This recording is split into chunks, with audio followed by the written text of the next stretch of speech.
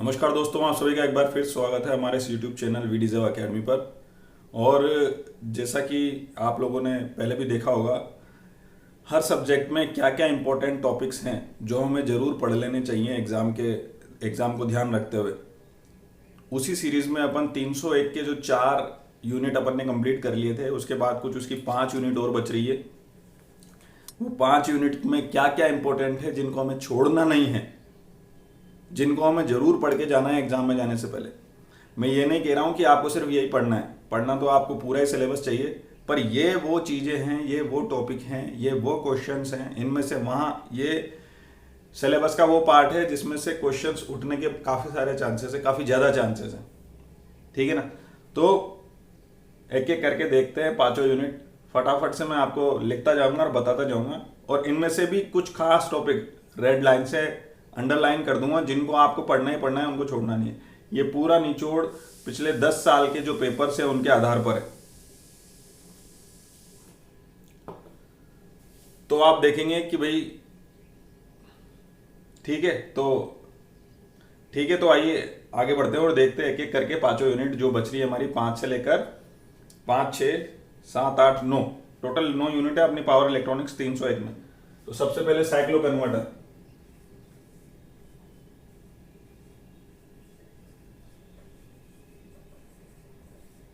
Cyclo converter में जो सबसे ज्यादा इंपॉर्टेंट है, सबसे ज्यादा इंपॉर्टेंट टॉपिक है single phase up cyclo converter. बहुत बार पूछा गया है, बार बार पूछा गया है। इसमें आपको क्या क्या ध्यान रखना है, इसकी वर्किंग, सर्किट डायग्राम,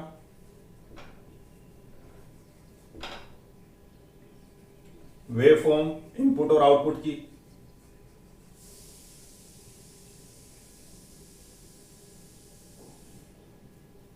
और इसकी एडवांटेजेस। कोई भी 3 एडवांटेजेस, 3 से 4 एडवांटेजेस आप याद करके रख लीजिए, वो आपको लिखनी है। ठीक है, ये सबसे ज्यादा इंपॉर्टेंट है इसमें। इसके बाद single phase mid point type,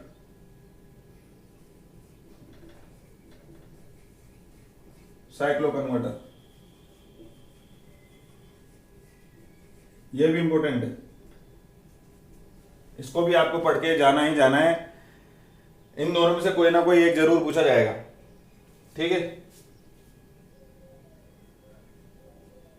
छोटी छोटी चीजें हैं। साइक्लो कन्वर्टर बेसिकली क्या है,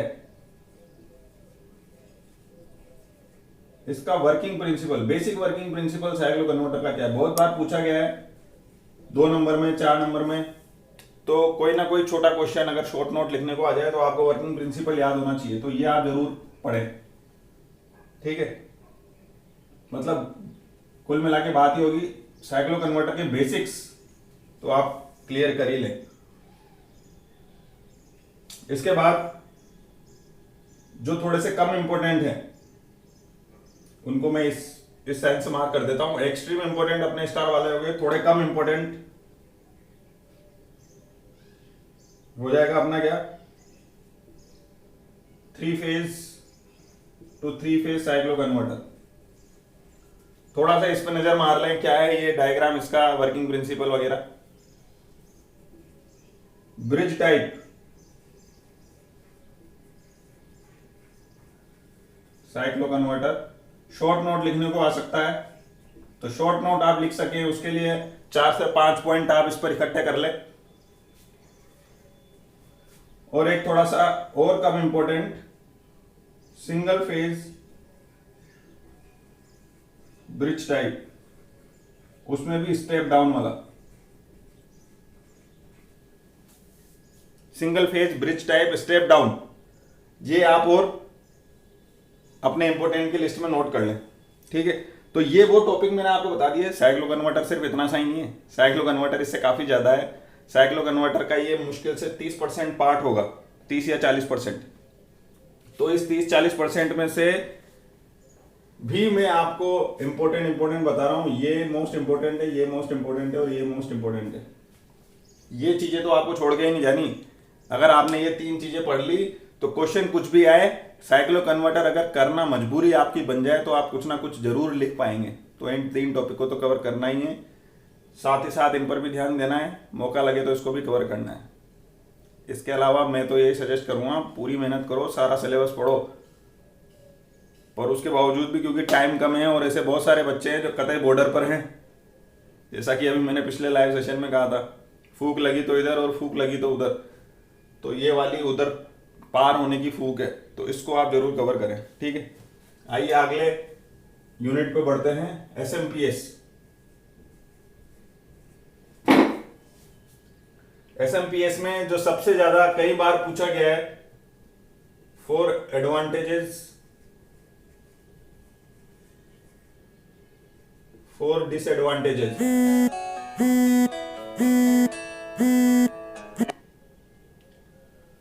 4 एडवांटेजेस और 4 disadvantages.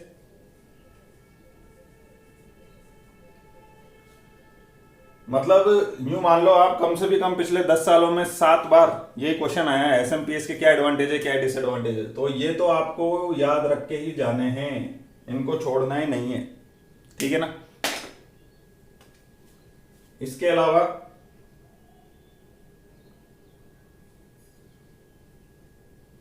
Names of various type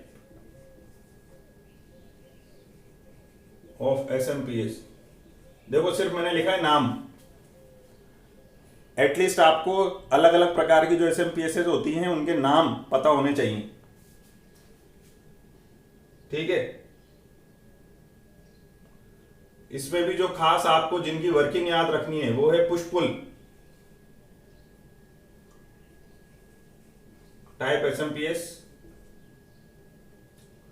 इसका आपको डायग्राम पता होना चाहिए, इसकी आपको वर्किंग पता होनी चाहिए, साथ ही साथ एसएमपीएस की बेसिक वर्किंग ऑफ एसएमपीएस ये भी आपको पता होना चाहिए। मकसद क्या रहता है अपना, इसमें अपन को ब्लॉक डायग्राम के माध्यम से जो अपन एसएमपीएस की वर्किंग बताते हैं, आपको लगभग सभी किताबों में ये डायग्राम मिल जाएगा। ब्लॉक डायग्राम एग्जैक्ट आपको इलेक्ट्रॉनिक डिवाइसेस दिखा के वर्किंग नहीं बतानी है, आपको ब्लॉक डायग्राम के माध्यम से एसएमपीएस की वर्किंग बतानी है कि भाई पहले रेक्टिफाई होता है, फिर कंट्रोल होता है, फिल्टर होता है, इन्वर्ट होता है, फिर वापस फिल्टर होता है, फिर उसके बाद कंट्रोल्ड आउटपुट वोल्टेज मिलता है डीसी। मतलब वो आप डिटेल से ब्लॉक डायग्राम में देखना तो उसमें एग्जैक्ट पता चलेगा आपको। तो ये वो चीजें हैं जो एसएमपीएस में आपको पढ़नी ही पढ़नी है। इसके अलावा एक वेरियस टाइप्स ऑफ प्रोटेक्शन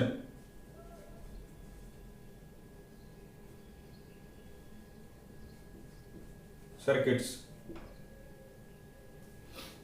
किसके? पावर सप्लाई के। जाहिर सी बात है जब पावर सप्लाई की बात हो रही है तो मूलतः मेनली वो एसएमपीएस की एसएमपीएस के बारे में बात होगी, क्योंकि एसएमपीएस भी एक प्रकार की पावर सप्लाई है, स्विच मोड पावर सप्लाई। तो किसी भी पावर सप्लाई में क्या क्या प्रोटेक्शन के सर्किट, प्रोटेक्शन की डिवाइसेस रहती हैं, जैसे फ्यूज एक प्रोटेक्शन डिवाइस है, या इस नंबर सर्किट एक प्रोटेक्शन डिवाइस है। इस तरह की क्या क्या प्रोटेक्शन सर्किट्स यूज होते हैं किसी भी पावर सप्लाई में, इसका भी आपको डायरेक्ट आंसर मिल जाएगा और ये कई बार पूछा गया है पिछले 10 सालों में। तो ये एक इंपॉर्टेंट टॉपिक है। तो ये अपने क्या है, मोस्ट इंपॉर्टेंट टॉपिक हो गए एसएमपीएस में, ये आपको पढ़ने ही पढ़ने हैं। इसके अलावा कुछ लेस, थोड़े से कम इंपॉर्टेंट टॉपिक पर अपन आ जाते हैं कि बूस्ट टाइप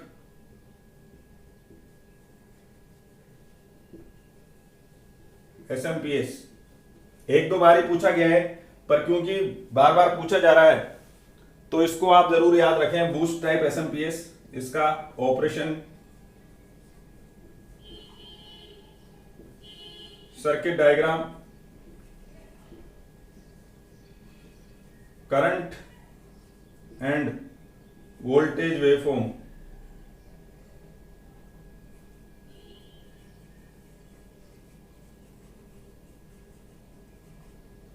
ये आप याद रख लें। इसी तरह से एक बक टाइप भी होता है,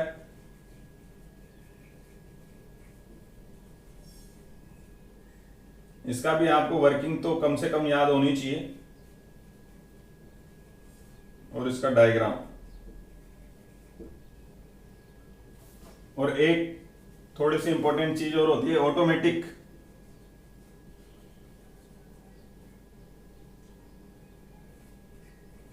ओवरलोड मॉनिटरिंग।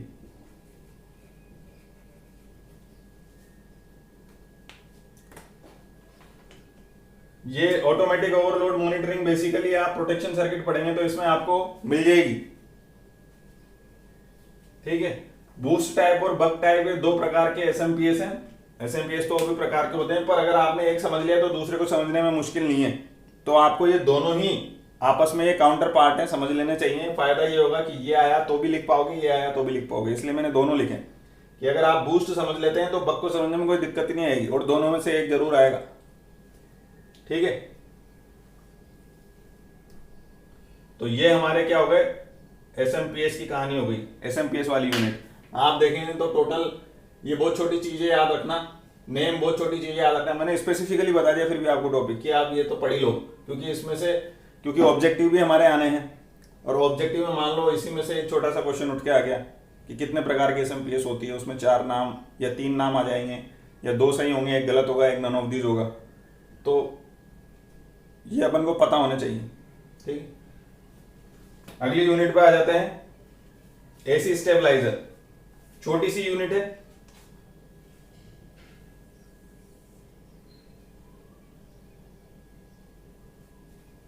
यहां लिख देता हूं नीचे, एसी स्टेबलाइजर।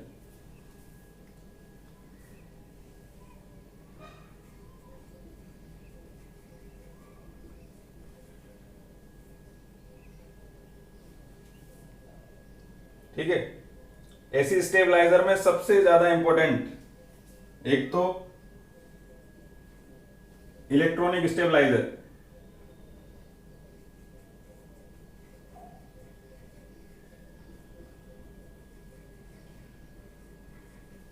ये आपको छोड़ के ही नहीं जाना, कत्ते भी पढ़ना ही पढ़ना है इसको ही, बहुत इंपॉर्टेंट है ये, कई बार पूछा गया है। और कुछ आना है, इसको आप कहीं ना कहीं जरूर लिख पाएंगे, तो इसका आप डायग्राम जरूर पढ़ें, इसकी वर्किंग जरूर पढ़ें। ठीक है, इलेक्ट्रॉनिक स्टेबलाइजर का डायग्राम और वर्किंग। दूसरा है इलेक्ट्रोमैकेनिकल स्टेबलाइजर। इसका भी आपको एक्सप्लेनेशन या वर्किंग जिसको अपन बोलते हैं, और डायग्राम, ये दोनों पढ़ लेने चाहिए। ये दो तरह स्टेबलाइजर तो बहुत तरह के आपको किताब में मिलेंगे, पर ये दो वो हैं जो आपको पढ़ने ही पढ़ने हैं। ठीक है, एक खास छोटी सी चीज और होती है कि एसी स्टेबलाइजर कितने टाइप के होते हैं। टाइप आप याद रख लें, 2 नंबर के क्वेश्चन में या ऑब्जेक्टिव में पूछ सकते हैं। दूसरा है कितने मोड्स होते हैं इसमें, एसी स्टेबलाइजर के मोड, टाइप और मोड, एसी स्टेबलाइजर के टाइप और एसी स्टेबलाइजर के मोड, ये आप जरूर पढ़ लें, जरूर एक बार कवर कर लें। एक छोटी सी चीज और होती है, सर्वो टाइप का स्टेबलाइजर, तो उस पर शॉर्ट नोट लिखने के लिए आप 4-5 पॉइंट याद कर लें, ये भी आ सकता है, कई बार पूछा गया है। ठीक है, तो ये अपना एसी स्टेबलाइजर की यूनिट होगी, सिंपल सी। इसमें ये 3 ही बार बार किसी ना किसी रूप में पूछे गए हैं, और टाइप और मोड पे छोटे छोटे क्वेश्चन आए हैं। नेक्स्ट अपन बढ़ते हैं ड्राइव्स या स्पीड कंट्रोल ऑफ मोटर्स की तरफ।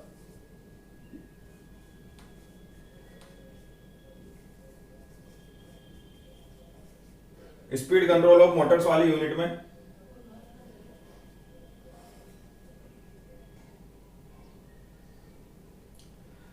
तो इस वाली यूनिट में जो सबसे ज्यादा इंपॉर्टेंट है, स्पीड कंट्रोल मेथड, जिस पर बार बार पूछा गया है, वो है अपना field control method.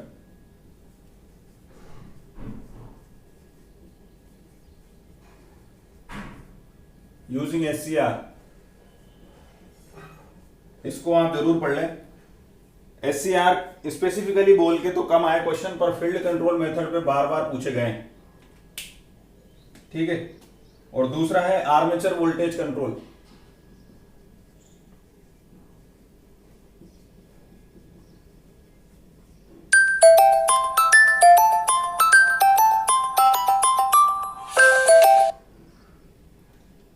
Armature voltage control जो मेथड है ये भी SCR से ही, SCR का इस्तेमाल करते हुए,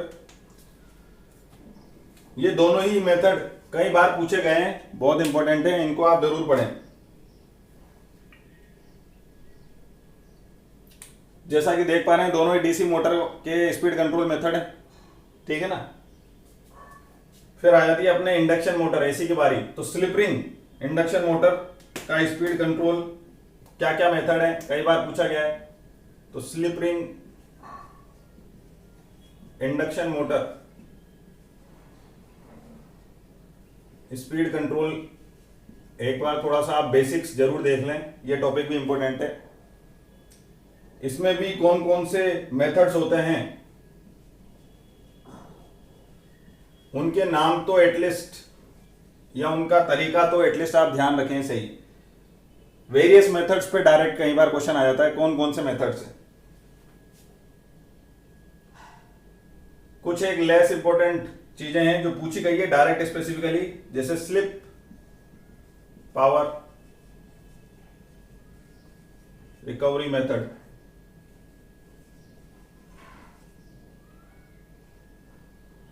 ठीक है। और एक brushless DC motor speed control.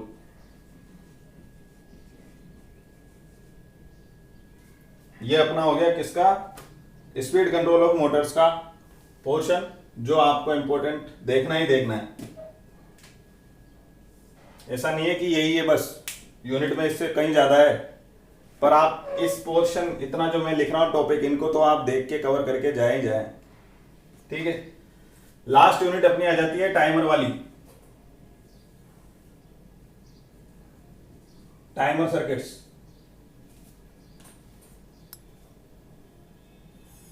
सबसे ज्यादा important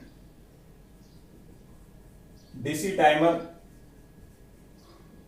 using SCR, most important, इसको आपको पढ़ना ही पढ़ना है। इसी तरह से एसी ऑपरेटेड टाइमर,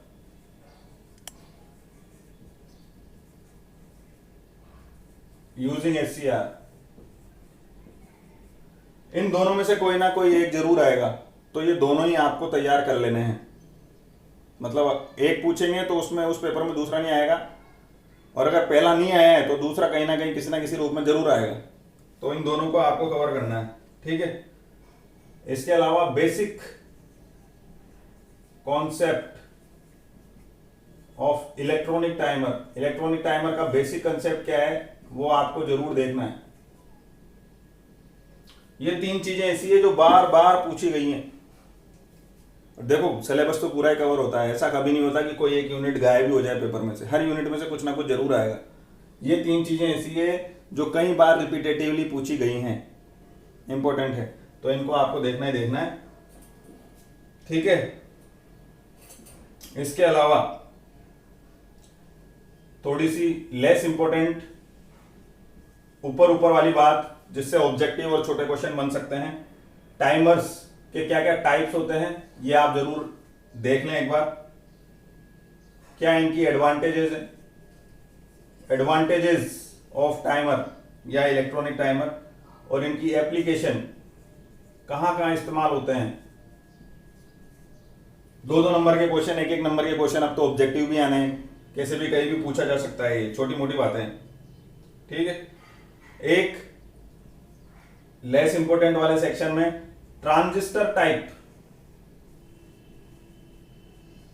या ट्रांजिस्टर को यूज करते हुए, टाइप में लिखूं मैं, ट्रांजिस्टर बेस्ड लिखूं ज्यादा सही रहेगा, ट्रांजिस्टर बेस्ड डीसी टाइमर। यहां भी डीसी टाइमर लिखा है अपन ने, पर वहां SCR यूज हो रहा है। पर अगर डीसी टाइमर में ट्रांजिस्टर को यूज करके बनाना चाहूं तो यह भी कई बार पूछा गया है। तो इसकी वर्किंग और डायग्राम। बेसिकली आप डायग्राम याद रख लीजिए और वो डायग्राम के अनुसार वो कैसे वर्क कर रहा है इतना सा याद रख लीजिए, तो आप कुछ ना कुछ जरूर लिख पाएंगे। पेपर कैसे अटेम्प्ट करना है पिछले लाइव सेशन में मैं बता चुका हूं, उस लाइव सेशन को देखो। अगर उसके अनुसार आपने पेपर को अटेम्प्ट किया तो बैक तो नहीं आएगी, पास हो जाओगे आप। और ये जो इंपॉर्टेंट टॉपिक्स मैं बता रहा हूं ये आपको उसमें मदद करेंगे। और एक छोटा सा लेस इंपॉर्टेंट टॉपिक और आता है अपना, क्या, टाइप ऑफ रिले टाइमर्स